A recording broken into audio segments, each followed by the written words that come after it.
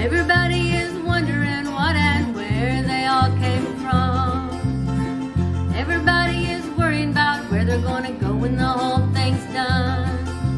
No one knows for certain, so it's all the same to me. Think I'll just let the mystery be. Some say once gone, you're gone forever, and some say you're gonna come back. Some say you'll rest in the arms of the Savior if thins in the ways you lack. Some say they're gonna come back in the garden, but your carrots and little sweet peas. Think I'll just let the mystery be.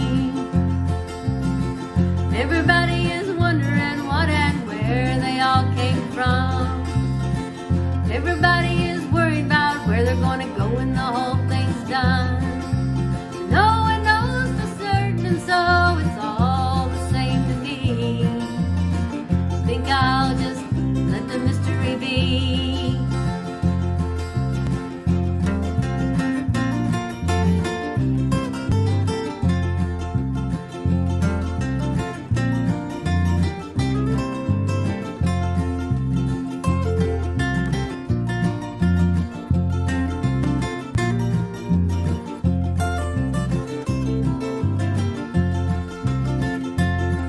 Some say they're going to a place called glory, and I ain't saying it ain't fact.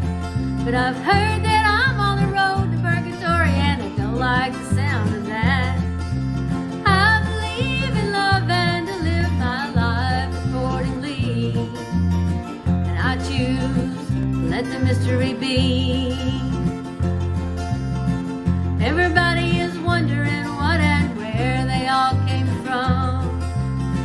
Everybody is worried about where they're gonna go when the whole thing's done. No one knows for certain, and so it's all the same to me. Think I'll just let the mystery be. Think I'll just let the mystery be.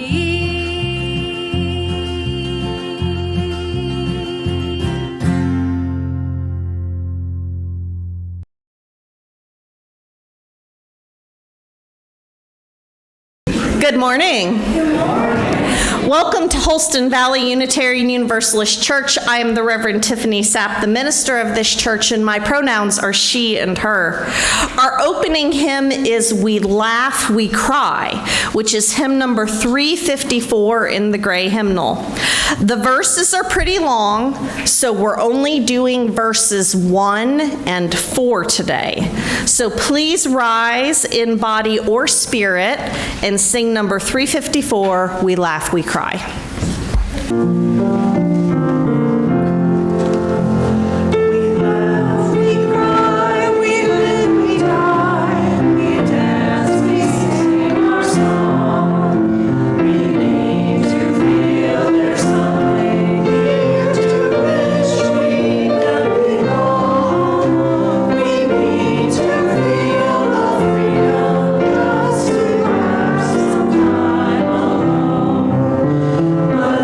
Most of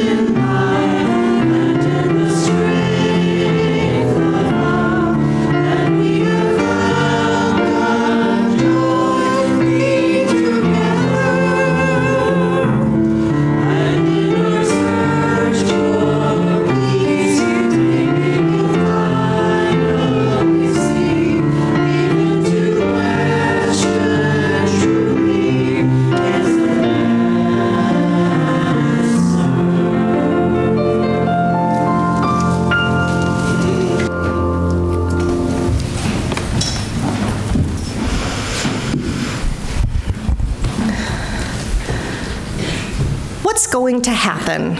Will everything be okay? What can I do? In these days, we find ourselves too often stuck with these questions on repeat. What's going to happen? Will everything be okay? What can we do?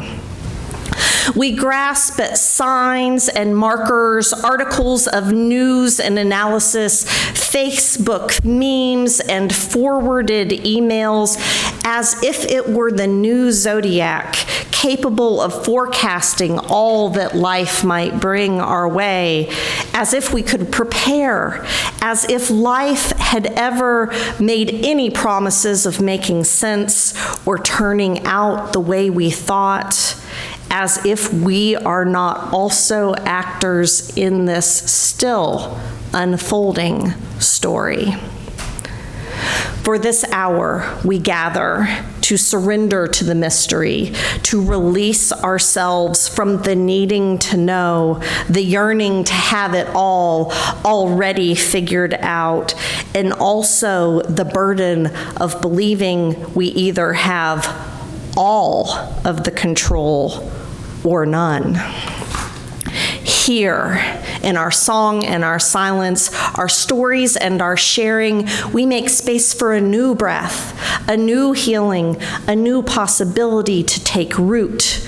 That is courage, forged in the fire of our coming together and felt in the spirit that comes alive in this act of faith, that we believe still a new world is possible, that we are creating it already, here and now.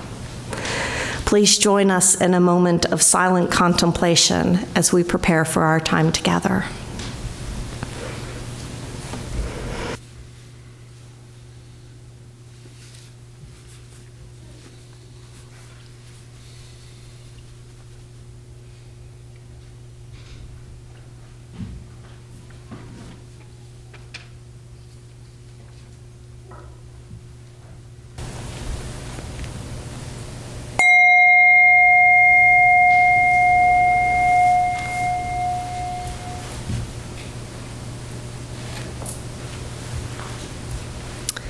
Thank you for being with us today. This promise of a new breath, a new possibility, a new healing that we create together calls to me. Even in the moments when it's clear that we're not there yet, this hope and this vision shapes us, forged in fire. Today, we consider our ethics, and we challenge the idea that you have to believe in God or a particular kind of God in order to be good. And we begin by lighting our chalice, a symbol of the community that holds us all in the bowl and sparks our inspiration within the flame.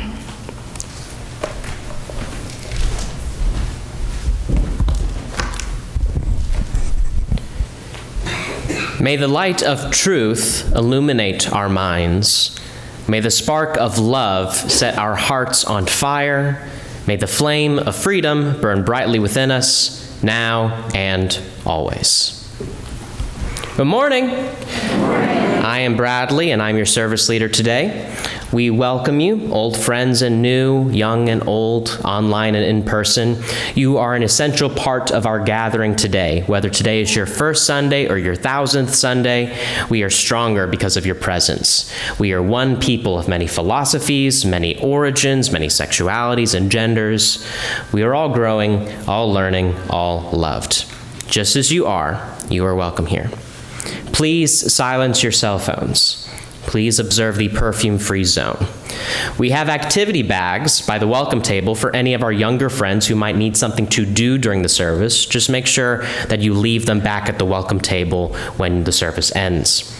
We have a nursery for ages kindergarten and under, and you can bring your kids down to the nursery after the time for all ages or earlier if you'd like. Masks are optional but supported here. Our services are recorded and are on YouTube, so please stay home if you are sick. we'd like to invite the kids, youth, parents, and young at heart to join us for a time for all ages story. We are managing the camera angles to keep you off camera so you don't have to worry about being on YouTube. So come and join us for a story.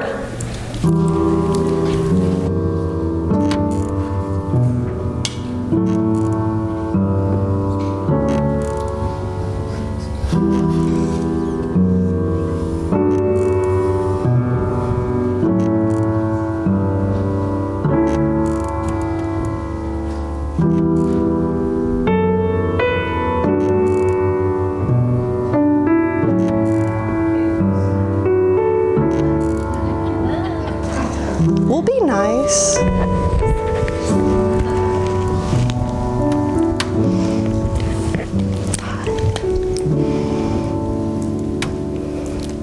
Good morning. Thank you for joining us up here. Today, we are talking about ethics, which is just an adult word for thinking about the ways that we make good choices and understanding what good choices are. You all are doing this all the time without ever knowing it. We're going to tell you a couple of choices that kids like you made, and then we want to show us whether you think they made a good decision or not. If you think they made a good decision, we want you to show a thumbs up. If you think they made a bad decision, we want you to show a thumbs down. Think you can do that? Thumbs up for a good decision, thumbs down for a bad decision. Here's our first situation. Sally is at the grocery store with one of her parents. She really wants candy, so she takes it off the rack without asking her parent and puts it into the shopping cart. Is that thumbs up or thumbs down? I think I'm seeing a unanimous thumbs down on that one. All right. Here's our second one. John is at the park. He sees that another kid is alone and seems sad. He goes up to the other kid and asks if he is okay. Then he asks if the boy wants to play with him. Thumbs up? Thumbs up. I'm seeing lots of thumbs up. So we think it's good to help people when they're sad and play with them when they're lonely. That's great. Let's do one more. Pat is busy working on a project. It is a surprise for their mom, and they really want to get it done. Dad calls Pat and asks them to come downstairs. Pat walks downstairs and says, "Dad, can I finish my project first? It's a present for Mom." Dad says, "No, we have to go now. You'll have to finish it later." Pat gets their shoes on and gets ready to leave. Thumbs up, thumbs down. All right. I think I'm seeing lots of thumbs up still. So even though we want to do something nice for Mom, Dad says it's going to have to wait. So we go with Dad. Well, congratulations. You're all junior ethicists. I'm curious here. For the most part, you all seem to already have a sense of what choices were good and what choices were not so good. How did you know? You can raise your hand, tell me, how did you know whether the choices were good choices or not good choices? Is it a great mystery? Any sort of sense of how you know?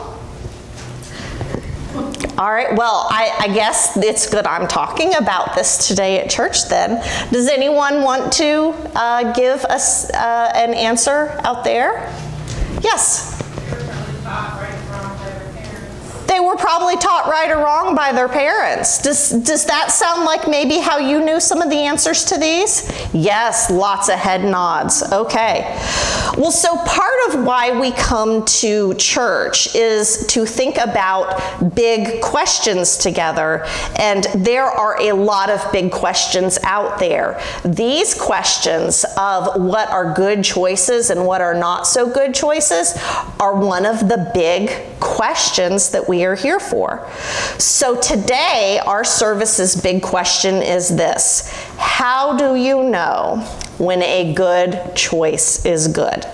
So we are going to explore that idea all morning up here. And when we're done, I'm going to invite everyone here a chance to talk about it a little more. So take a listen to what I have to say so that you'll be able to talk about it after the service. Maybe you'll have some thoughts on this big question. And when the service is over, I'll be sitting right up here again, and if you come up and tell me your thoughts about the big question, I'll let you pick a prize out of this box.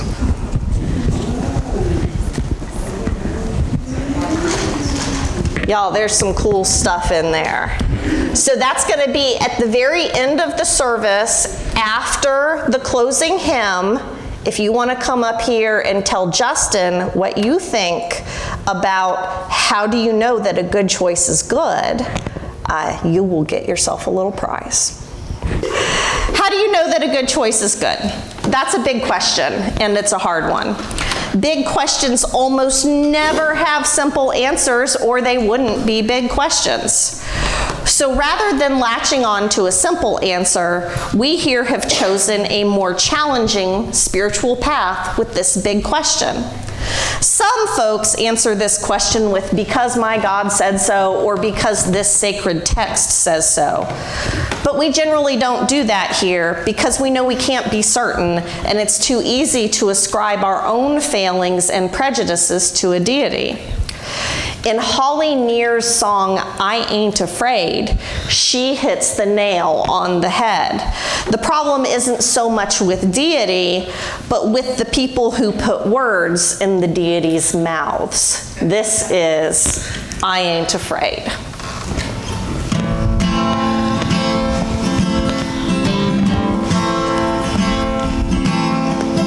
I ain't afraid of your Yahweh. I ain't afraid of your Allah.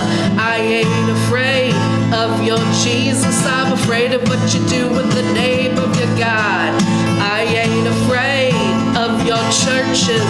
I ain't afraid of your temples. I ain't afraid of your praying. I'm afraid of what you do in the name of your God.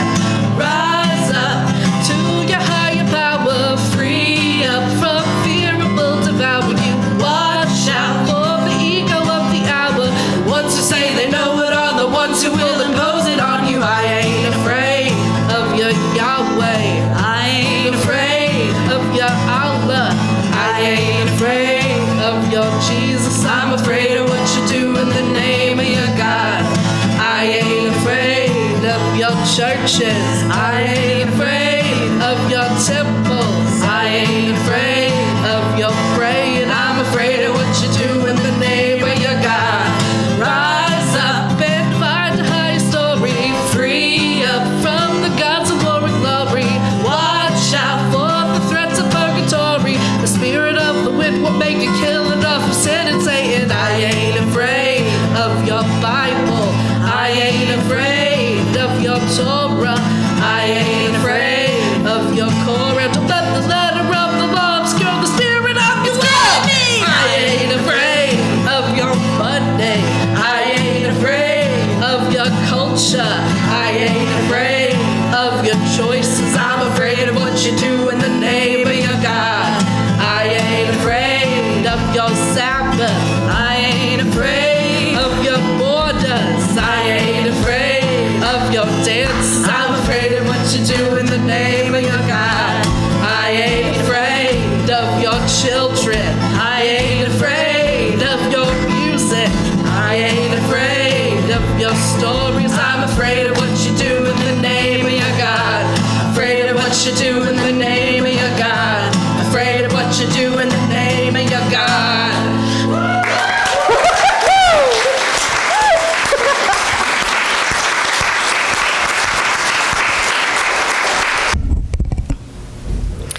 Don't let the letter of the law obscure the spirit of your love. Those are powerful words. Thank you. The spirit of our love is what brings us here, and we show it in many ways, including the sharing of joys and concerns. If you'd like to share a joy or a concern in person, please use these candle cards, which are located on that back table. And if you'd like to share a joy or a concern from a distance, please email minister@hvuuc.org. You will notice that we have a different candle set up today that we're trying out to allow for 2 lines of candle lighters, giving both sides of the room good access to this important ritual in our community. The space and the tools we use will likely shift and change over the next few months as we're seeing what works best for our community. And we will continue to manage the camera angles to maintain your privacy during this time. If you wish to light your own candle, approach the side of the table that is closest to you, and the closer candle keeper will assist you. Please light the candles in the back first so that people aren't reaching over an open flame. If you wish for us to light a candle for you, please raise your hand until I acknowledge you, and I will light a candle for you at the end. And we light our first candle for you who are not in the building, but are ever in our hearts and minds.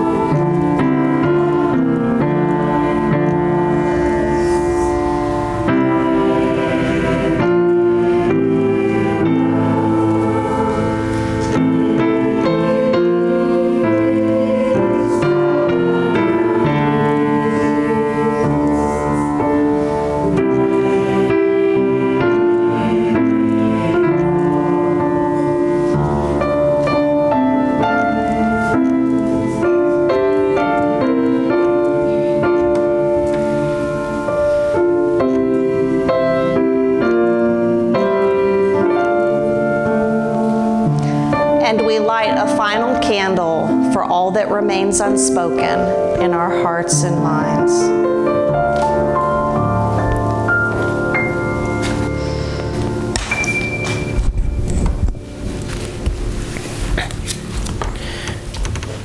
Our reading today is an excerpt from Reza Aslan's book, God, A Human History.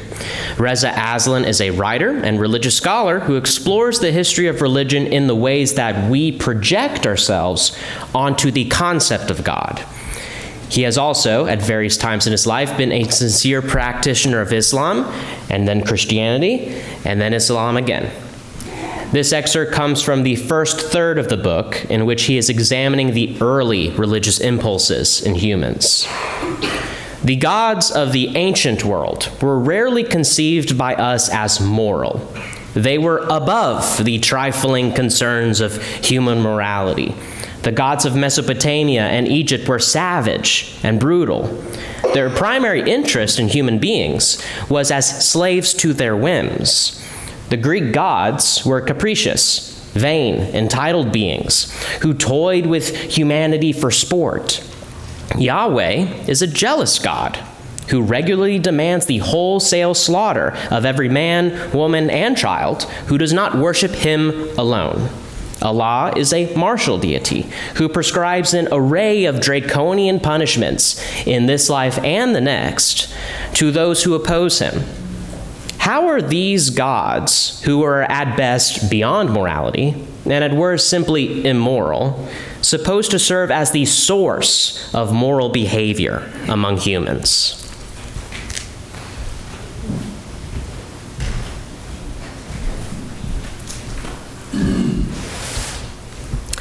I have heard it said, implied, and hinted at 1,000,000 times over throughout my life that if we don't believe in God, we will be the worst kind of person. That it is God's rules and maybe even God's punishment that keeps us moral, and without it, we would be lost. And yet, the stories of God's behaving badly are so prolific, so much so that it is a key plot device in the ancient myths throughout the world. A creative group of Tumblr bloggers made a list of these plot devices. Norse mythology is, unfortunately, Loki was bored. Egyptian mythology was, unfortunately, Set was envious. Celtic mythology is, unfortunately, you pissed off the Fae. And I can't even talk about Zeus in Greek mythology because children are present. Even the more civilized deities like Athena, goddess of wisdom and civilization, have stories that don't hold up to basic standards of human decency. Athena, one of my favorite deities, turned Arachne into a spider because she boasted that she was better at weaving than Athena. And as Reza Aslan pointed out in our reading, monotheism doesn't do any better. And he's doing that from the point of view of someone who has studied and loves these traditions. The flooding of the world, commanding Abraham to sacrifice Isaac to prove his devotion, testing Job's faith by murdering his innocent family to win a bet with Satan. Why is everything a test with this guy? And in case we fool ourselves into thinking that the New Testament is immune from this trend, there's the story of Ananias and Sapphira in Acts chapter 5. They sold a piece of their own property and promised to give all the proceeds to the church, but they lied about how much they made and kept back some of the coin for themselves. Their punishment for not giving every penny to the church and lying to Peter about it was that they keeled over immediately after Peter called them out on the lie. Now, don't get me wrong, I am totally in favor of giving generously to your spiritual community. But striking someone dead for not giving away all of their profits is not the vibe I'm trying to give off during Stewardship Month. It is a wonder that so many people today equate God with the sense of ultimate morality when we have so many stories suggesting otherwise. On the other hand, when you think about the gods as stand-ins for the capricious forces of nature, it makes way more sense. It turns out that for the longest time, the answer to the big question, why do bad things happen to good people? The answer was God, or the gods, or angry spirits. In light of that, how did we get to the point where God was lauded as the ultimate source of moral authority, without whom we would be lost and totally depraved? Aslan says in his book that God, as the ultimate source of moral authority, really picked up steam in a bid to support human power. Bishops, emperors, and kings could boss people around by putting their agendas in God's mouth. And there's a word for this: politicomorphism, which means the divinization of human politics. So how do we humans respond to these stories of unjust gods and the tyranny of their abusive representatives? Our instincts tell us that something's not right here, but what do we do with it? Outside of blind obedience to an unjust God, there seem to be three different responses, and I see that all three of these responses have a place in our community here. The first is atheism. When these stories make it so clear that God is made in man's image and not the other way around, when there's so much suffering in the world, how could people not look at the whole thing and say, absolutely not? While there are definitely other reasons for being atheist as well, the illogic of an immoral God holding us to his arbitrary ethical code that he doesn't even follow is absolutely a good reason. My partner Jayon falls into this camp, and he's given me permission to quote him. He once said, "I cannot believe that awful kind of God is real.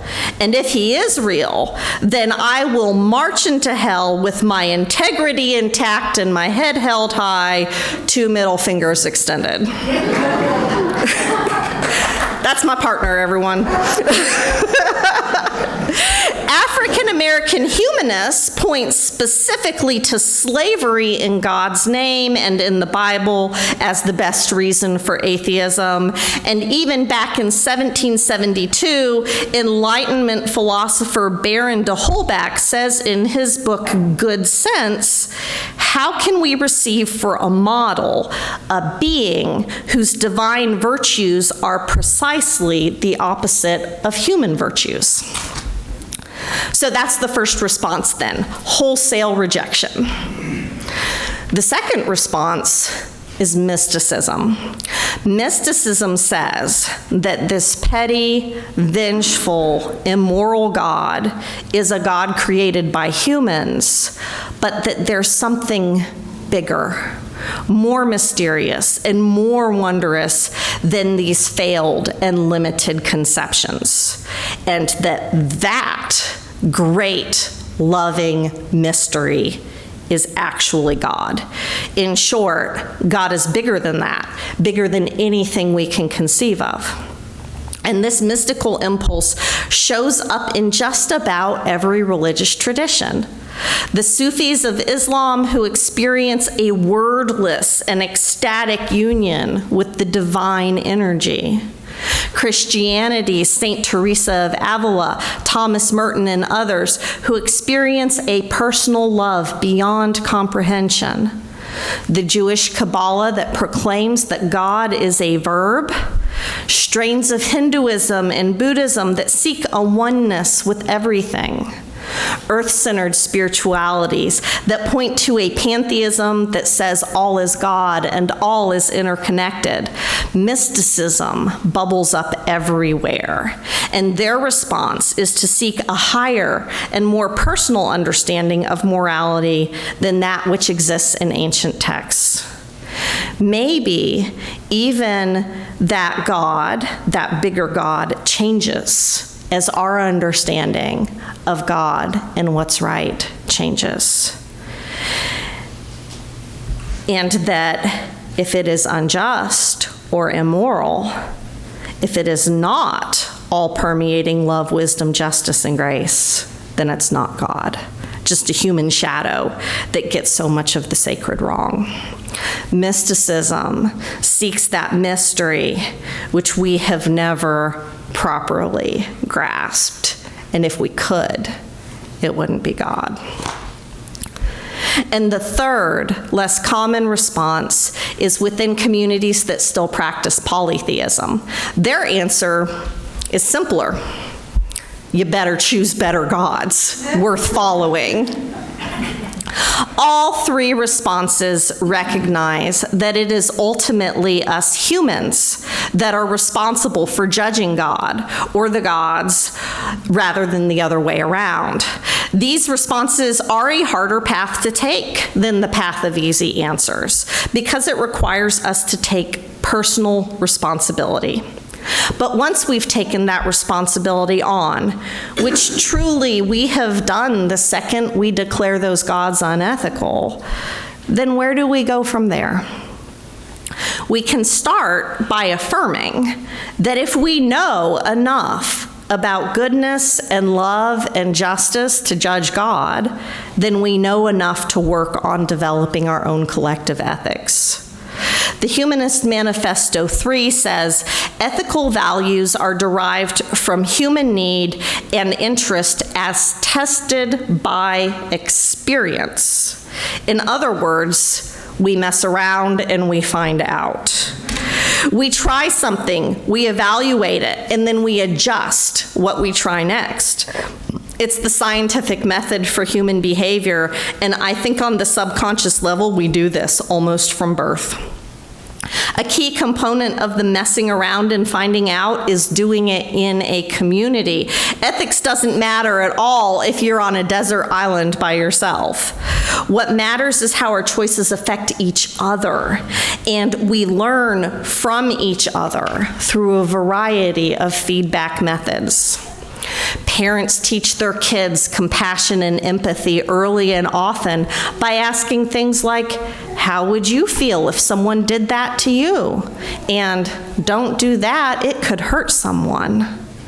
We learn about fairness and kindness by being taught and through the contrast of being treated unfairly and unkindly, knowing on an emotional level that it's not right when we are treated that way, and knowing that that means we should not treat other people that way. In this context, we don't murder because of our sense of human connection, compassion, and fairness says not to.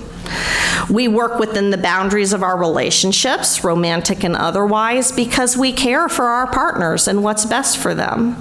We're honest because it works in building better relationships. We don't steal because we respect ourselves and each other not to. So it's not a rule book, but it's very logical. We design our ethics by imagining the kind of world we want to live in, and then imagining what promises we need to make to each other to make that world a reality. And we keep learning, and our ethics keep evolving, and the more we listen to each other, the better it will get. We keep testing, receiving feedback, and adjusting, slowly spiraling up together as the years march by, and we learn better, generation to generation. It's not an anything goes mentality. Evaluating ethics and challenging harmful stances is something we started the second we began on this journey of criticizing the ancient bullies of mythology.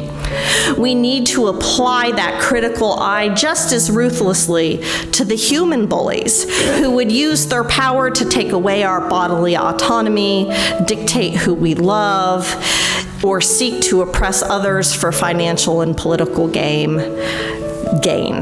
Figuring out what is good and then living it is a lifelong journey, or even a generational one, building on the wisdom, the mistakes, and the practices of those who come before us. The Humanist Manifesto 3 really sums the entirety of our ethical task nicely when it says, thus engaged in the flow of life, we aspire to this vision with the informed conviction that humanity has the ability to progress towards its highest ideals. The responsibility of our lives and the kind of world in which we live is ours and ours alone.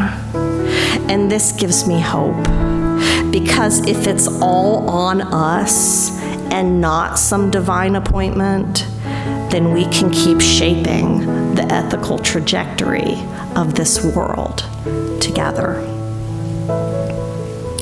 Near the beginning of the service, we offered you all a big question. Now, I'm going to invite you in just a minute to turn to your neighbor and spend a few minutes engaging the big question. Parents, be sure to engage your kids and listen to their wisdom. I'm going to ring a bell when it's time to end your conversation and come back to your seats. This is an experiment. I hope you all will work with us on it. So, here's the big question. How do you know that a good choice is good? Talk to your neighbors. You'll have about 5 minutes, and we'll ring the bell to bring you back.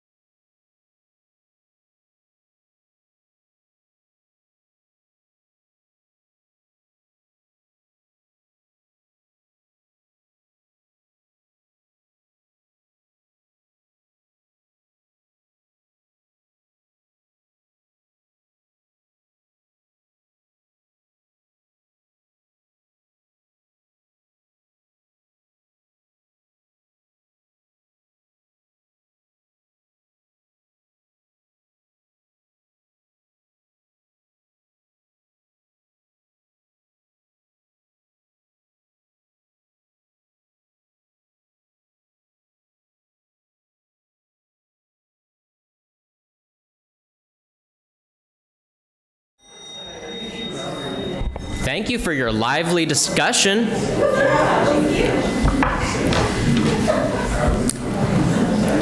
All right, let us go ahead and extinguish the chalice. First, I'll say my answer, what I think. My metric is make choices that limit as much suffering as possible, prevent as much suffering.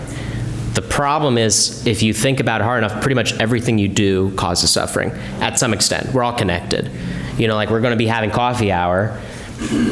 I'm sure we can go into a huge discussion of like the unethical ways coffee is harvested, and we can make an effort as a church to go ahead and like get ethically sourced coffee. But then, you know, if you go into this rabbit hole, you think like, well, geez, you know, some people argue that certain economic systems are unethical, right? So just buying coffee, like that in itself could be unethical. I don't know, it's very tough. So I think the key thing is that it's tough, but we try. We make an effort. We're not delusional in the choices that we make. Anyway, let's go ahead and extinguish the chalice. We extinguish this flame, but we keep its light in our hearts with its message of love and justice, taking it outside these walls to the world we live in until we are together. Did the chalice just go out by itself? It extinguished itself. That is magical.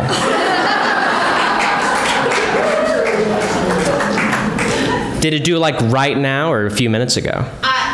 Let's say that it happened as soon as you said let's extinguish. Clap on, clap off.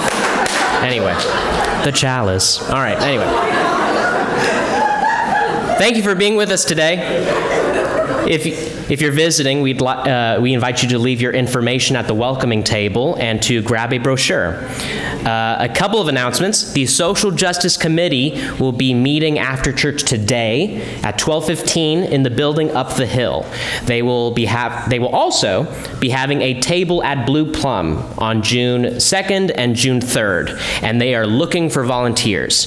If you would like to volunteer, please contact Bob. Bob is right there, or you can email sjchair@hvууc.org.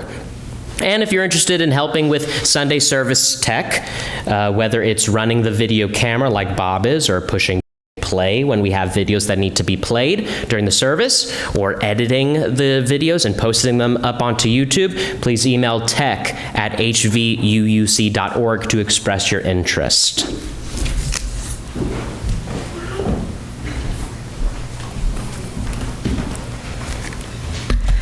Thank you so much for wrestling with this big question with me today. I really enjoyed hearing what some of you all had to say. I hope that you'll join me next week as we recognize Memorial Day and the memory of our military who have died in combat over the years. Also, please take note that there will not be religious education next week. Will there be religious education next week? No. We will see you at 11 o'clock next week.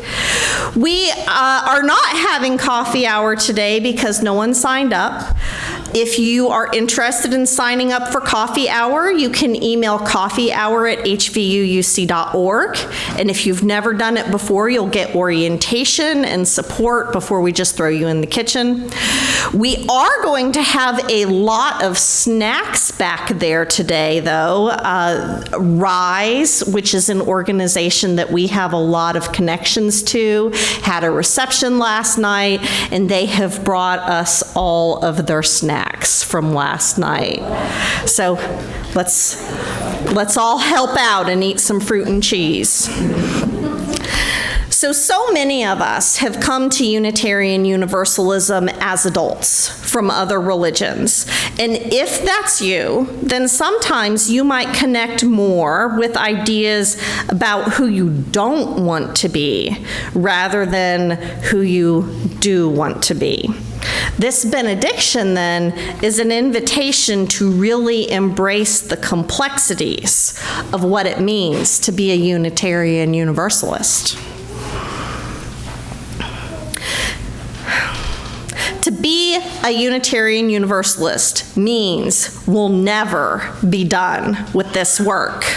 The work of telling truth about oppression, the work of resisting any laws, policies, or practices that deny anyone their humanity, the work of stubbornly seeking out the spark of the divine in each other, no matter what, the work of creating heaven on earth. To be a Unitarian Universalist also means that we're not alone in the work. We are not alone because of our promises to love one another. We are not alone because we are companions on the journey. We grow ourselves into allies, helping one another get free, because none of us is truly free until we are all free. When we think about the oneness of everything, it really drives home that none of us are free until all of us are free. I am so grateful that we are working for our collective liberation together. The oneness of everything is our closing hymn. It's in the teal hymnal, number 1052. As we sing our closing hymn, we'll pass the offering plate. Our building, our staff, our social justice efforts, and so many other things are supported by the generosity of your pledges and donations. Thank you so much for your support.